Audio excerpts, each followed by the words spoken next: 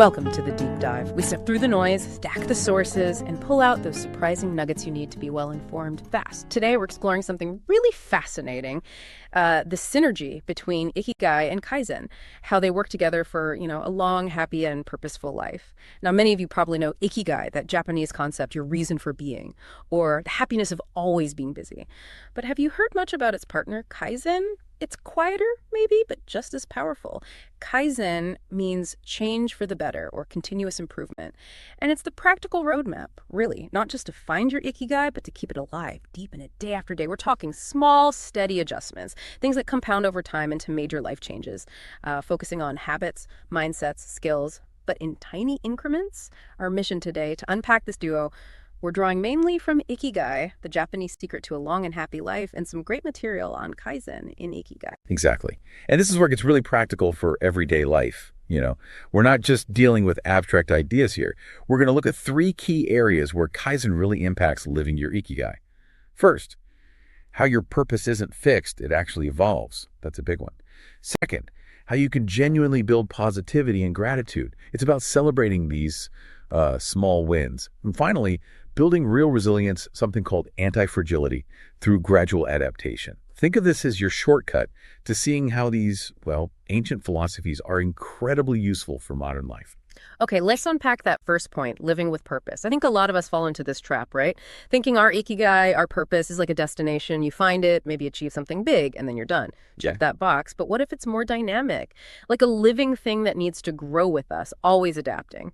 That's precisely it. The idea that purpose is static is, it's just not how it works, especially over a long life. Your Ikigai, that sweet spot where what you love, what you're good at, what the world needs, and what you can be paid for, all intersected has to evolve. Think about it. Our health changes, circumstances shift, sometimes dramatically. Our priorities adapt as we learn and grow. Kaizen is the engine, really. It ensures your purpose stays fresh and relevant. It helps you recalibrate subtly, continuously, so it always fits you. So what does that actually look like day to day if it's not fixed? Does it mean constant small improvements? Not like grand gestures, but maybe learning a new skill, just a tiny bit at a time, or finding new ways to contribute, maybe in your community, or even just tweaking your work so it aligns better with your values now. It makes me think of like a musician who keeps refining a piece. Even after they've mastered it technically, they find new depths. Exactly. That's a great analogy. And the Okinawan elders, the ones famous for their longevity in the Ikigai book, they live this. They don't really retire like we think of it in the West, just stopping work completely. Instead, the book says they keep doing what they love for as long as their health allows. It's not just staying busy.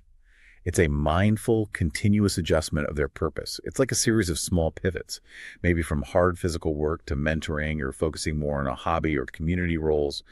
It ensures they always have a compelling reason to get up in the morning. Their purpose transforms. It doesn't just end. Right. That continuous engagement keeps them present, deeply involved. Yeah. And that idea of being deeply absorbed, it immediately brings flow to mind. That state where you're completely lost in an activity, time just vanishes.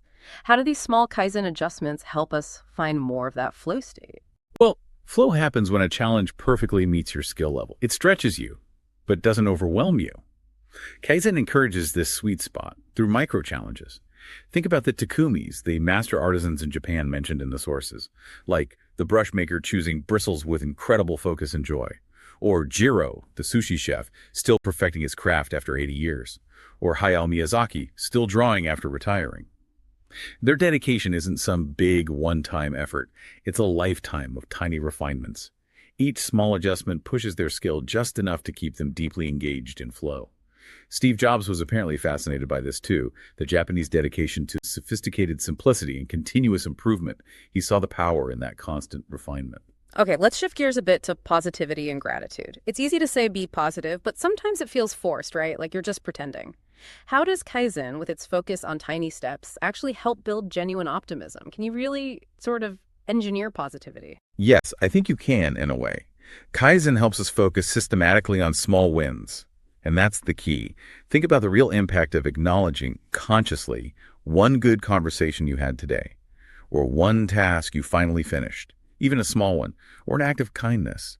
When you start celebrating these minor daily successes, you begin to reframe the bigger challenges. They feel less daunting.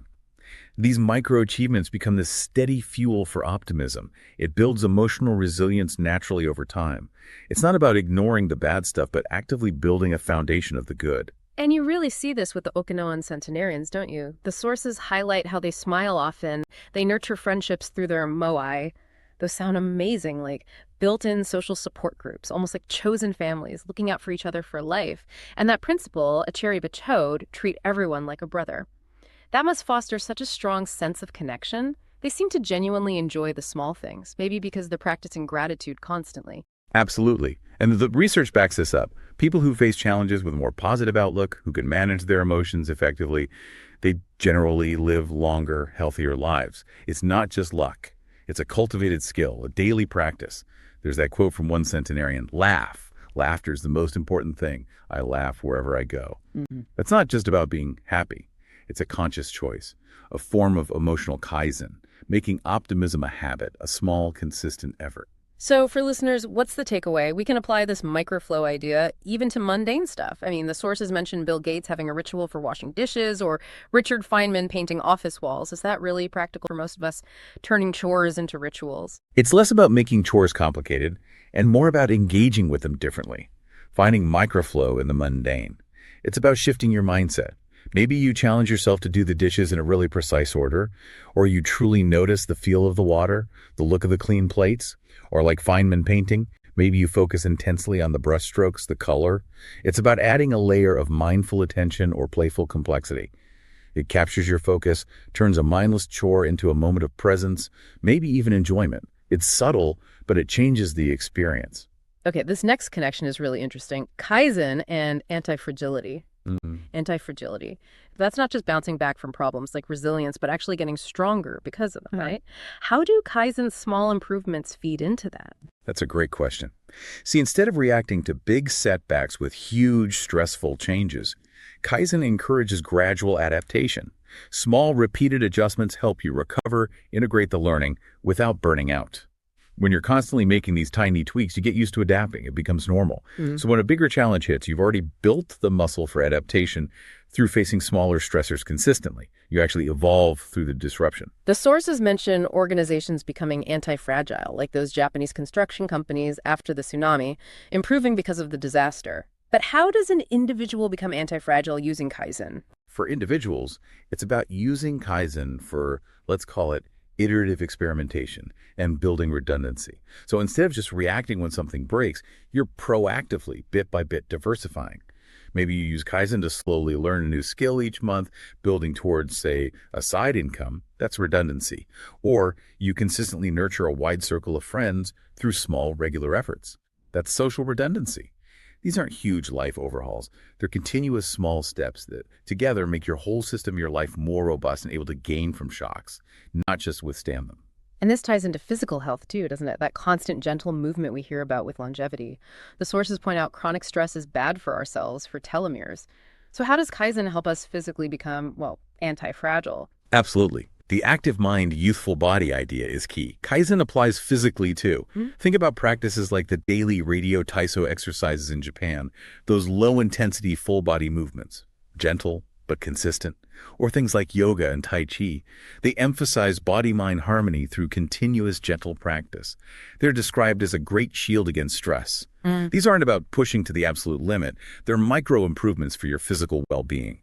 Small, consistent efforts that add up over time, making your body more adaptable, more resilient, stronger against the wear and tear of life and stress. You know, when you put it all together, the Okinawan elders really seem to embody this whole conversation. Their long, happy lives aren't down to one big secret, are they? Not at all. That's the core insight, really. They thrive because Kaizen is just integrated into their daily lives. They're constantly making micro improvements. Refining their diet with hara hachibu, eating till 80% full. That's a daily Kaizen practice, adjusting their work to stay active but not overwhelmed, staying deeply connected through their moai, finding joy in simple everyday things. It's all these small, consistent refinements compounding over decades. So for everyone listening, the real power here is that Kaizen keeps your Ikigai alive and kicking. It's not something you find once and then coast. It needs to be sustained, strengthened through these constant small steps. It's not about the giant leap.